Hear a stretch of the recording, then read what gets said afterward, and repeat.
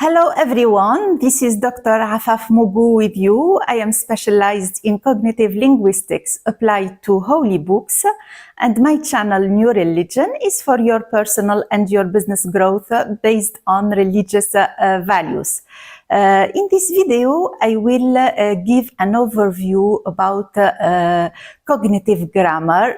Some of my followers asked me to do this, and I'll do it gladly for you.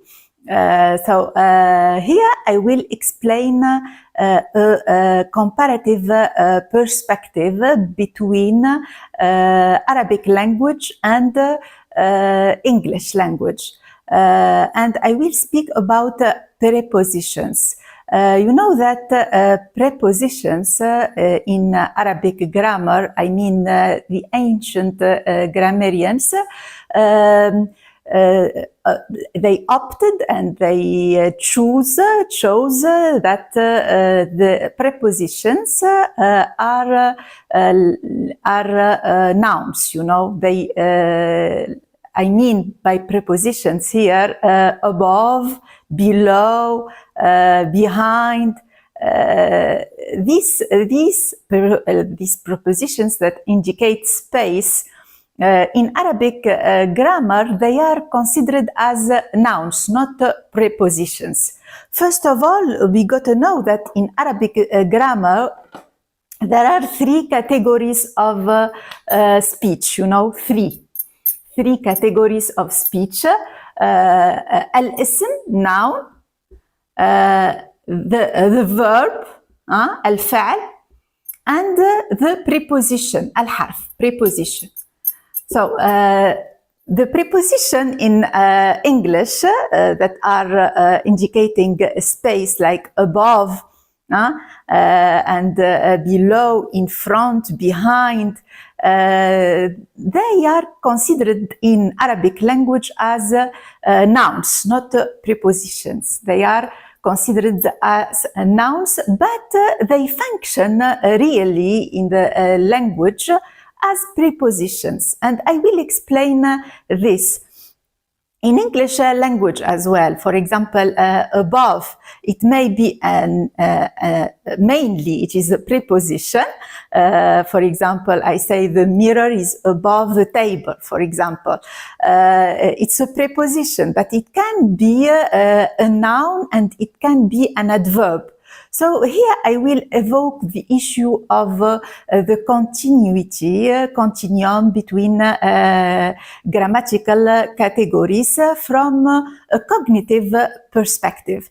And I will refer mainly to Leonard Talmy in his precious book Toward Cognitive Semantics. And to my Arabic book that is very important as well in this domain. It's الأبنية الذهنية للفضاء مقاربة نحوية عرفانية لظروف المكان. In English, the construals of space, a grammatical approach to the prepositions of space in Arabic grammar. Of course, it's a cognitive grammar perspective. Here we got to know that categories, grammatical categories, are two subsystems in cognitive grammar. There are two subsystems of speech, you know, of categories. This is what Leonard Talmy says. He says, what is the difference between them? The grammatical and lexical subsystems. There are two subsystems.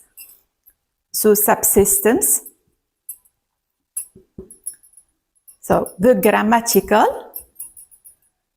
one and the lexical one. So when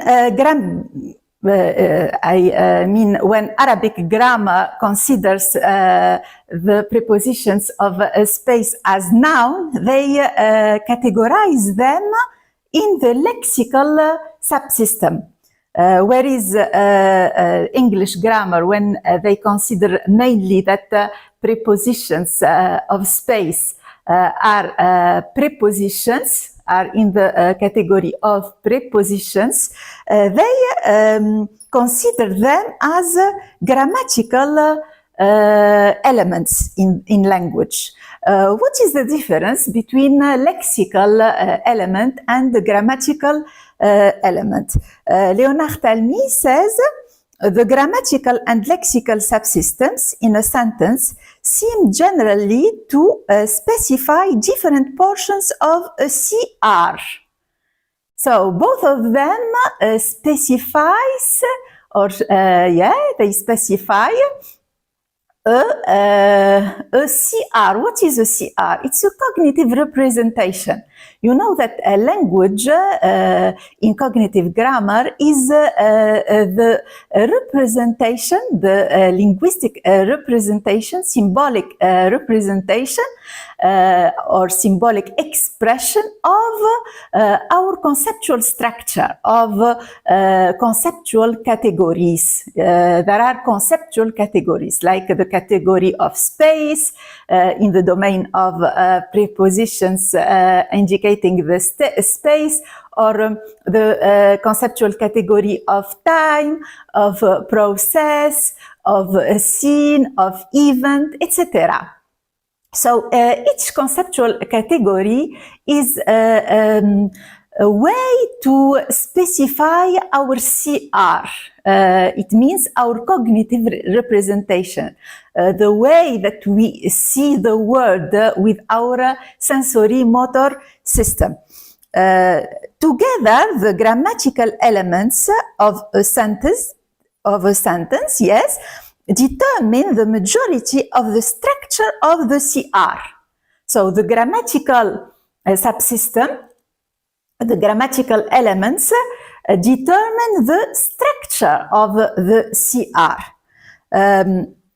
Elements, while the lexical elements together contribute the majority to, or the majority of its content, while the lexical elements together contribute the majority of its content. So what is the difference between a lexical element in language and a grammatical element?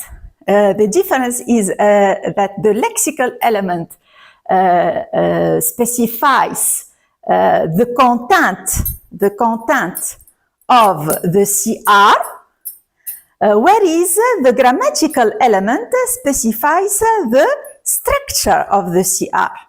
What does it mean, the structure? It means the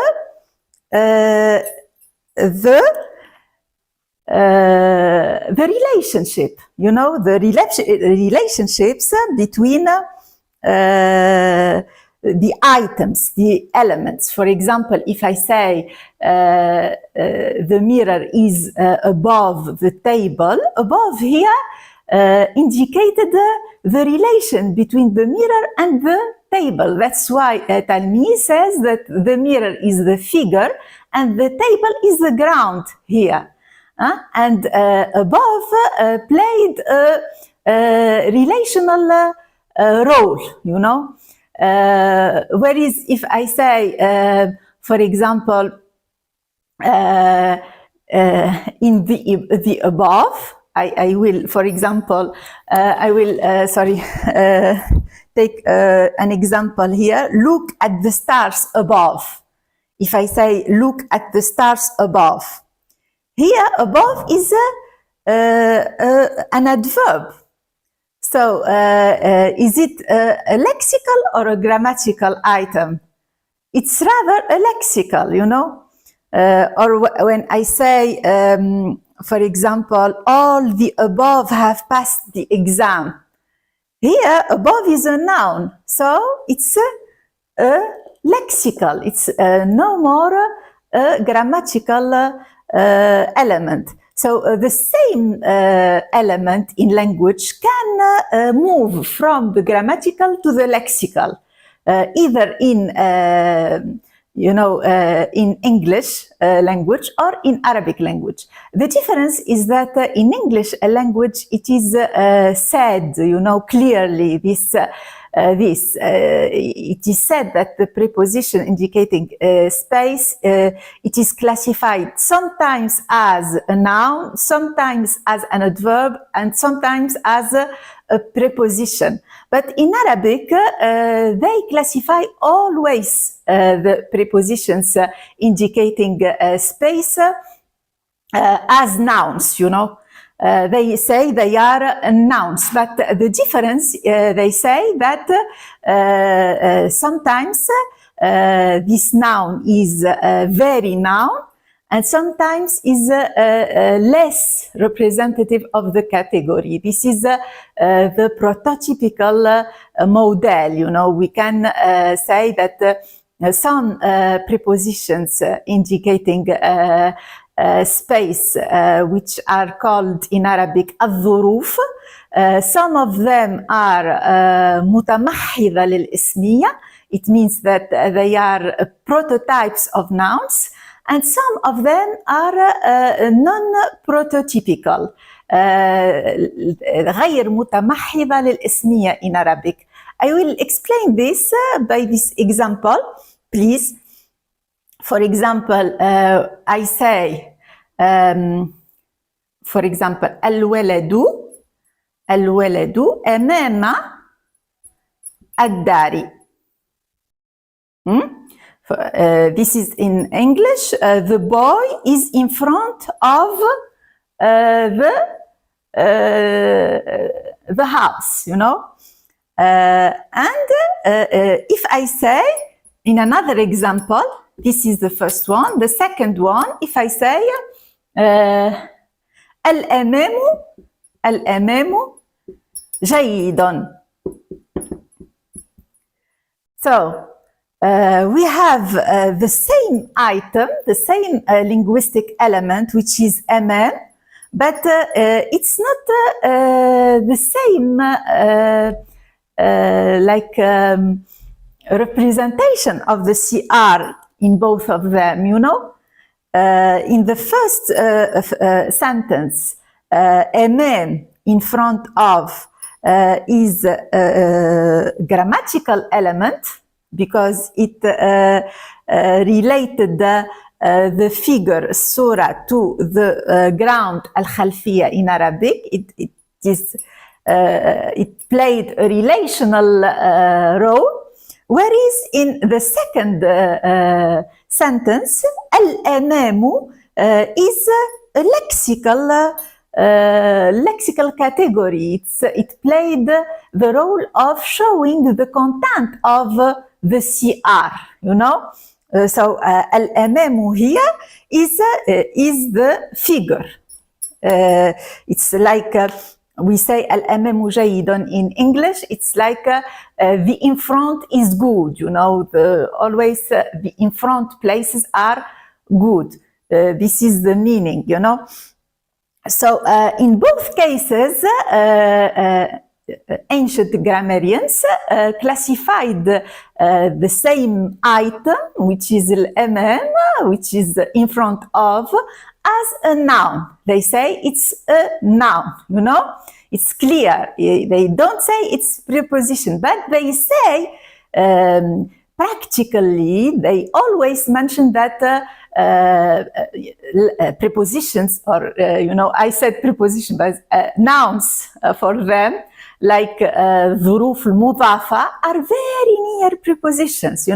They say this. They say that they are empty semantically. They always say that they are empty semantically when they play the syntactical role inside the sentence. So theoretically, they say items like this that are indicating space, they are nouns, but they can be very nouns, like prototypical nouns, like in the second sentence.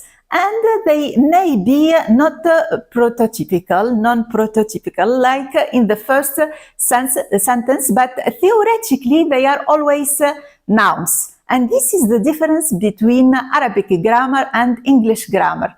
English grammar was more flexible, you know, in the subject of or issue of continuum, the continuum in Arabic, الاسترسال, between categories, you know, because in English it's officially said that prepositions indicating space are sometimes prepositions, are considered prepositions, sometimes adverbs, and sometimes like nouns, you know.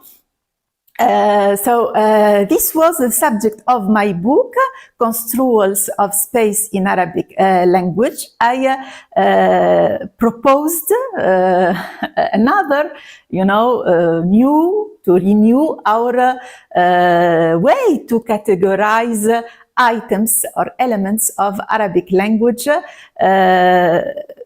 on basis of the practice. You know, the practice shows clearly that prepositions indicating space like أمام, وراء, قدام, حذو, all this like behind, all these are sometimes really grammatical categories. So we got to acknowledge this theoretically and move this kind of use to the grammatical category. This was my explanation to a very, very important subject relating to the issue of categorization and the continuum between categories based on this example of the prepositions indicating space and the comparison between these items in Arabic language and in English language. Thank you so much. I hope it was useful. I'm sure you have questions, like you have some inquiries. Let any question, let any remark in the comment, please. And see you soon, inshallah. Thank you.